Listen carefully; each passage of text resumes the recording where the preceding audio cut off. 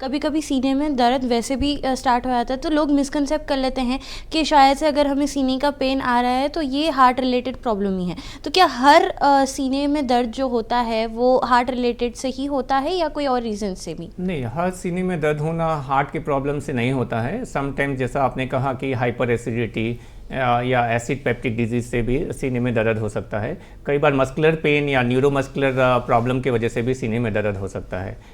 But as a ले man it is very difficult, ये बहुत मुश्किल है कि इसको डिफ्रेंशिएट करना कि ये किस वजह से हो रहा है, ये हार्ट की वजह से है या एसिडिटी की वजह से है या न्यूरोमस्कुलर प्रॉब्लम की वजह से है। तो किसी को भी अगर ऐसे सिम्टम्स हैं तो better to visit the doctor.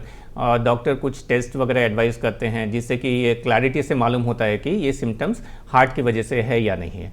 क्योंकि यहाँ ये जानना बहुत ज़रूरी है कि ये हार्ट की वजह से है या नहीं है, बिकॉज दूसरे दोनों कंडीशन में जान का कोई खतरा नहीं रहता है। बट अगर हार्ट की वजह से है तो वैसे पेशेंट्स को लाइफ का रिस्क रहता है अगर वो बीमारी को सही समय पे उसकी जांच नहीं करे या उसका ट्रीटमेंट नहीं करे।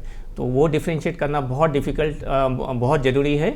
और समटाइम्स अपने लेवल पे घर पे बैठे अपन वो डिसाइड नहीं कर सकते हैं कि ये हार्ट की वजह से है या नहीं है। तो बेटर है कि अपन कोई कार्डियोलॉजिस्ट को या कोई सीनियर फिजिशियन को मिले, वो कुछ टेस्ट वगैरह एडवाइस करते हैं जिससे कि ये क्लैरिटी से मालूम होता है कि हार्ट की वजह से है या किसी और वजह से।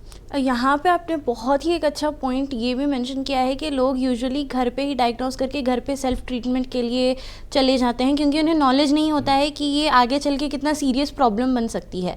अब ऐसे में ये होम रेमेडीज़ अपनाना या आयुर्वेदिक चीज़ों पे ज़्यादा फोकस करना, ये कितना ज़्यादा एक बेनिफिशियल भी रखता है और इनका एडवांटेजेस एंड डिसएडवांटेजेस क्या है?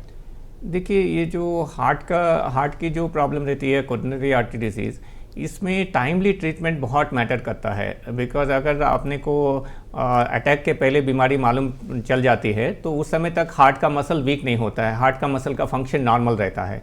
तो उस समय अगर अपन वो बीमारी का सही इलाज करते हैं तो हार्ट वीक नहीं होता है, हार्ट अपने नॉर्मल फंक्शन पे रहता है। बट यही अगर अपन को डिले हो जाता है, पेशेंट को हार्ट अटैक डेवलप हो जाता है, उसके बाद ये बीमारी का मालूम चलता है, अपन उसका इलाज करते हैं विथ मेडिसिन, स्टेंट्स या फिर बाईपास सर्जरी।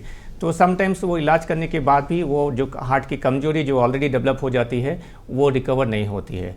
तो ऐसे सिचुएशन में timely treatment is very very important. So अगर चेस्ट में कुछ भी सिम्टम्स हो रहा है, आपने को रिस्क फैक्टर्स है, मल्टीपल रिस्क फैक्टर्स है, जैसे डायबिटीज़ है, ब्लड प्रेशर है, अपन टोबैको यूज़ करते हैं, फैमिली हिस्ट्री है, तो कोई भी चेस्ट के सिम्टम्स को इग्नोर नहीं करना चाहिए। ये डॉक्टर को विजिट करना चाहिए। डॉक्टर कुछ सिंपल टेस्ट करेंगे जिससे कि पता चलेगा कि ये हार्ट से रिलेटेड है नहीं है।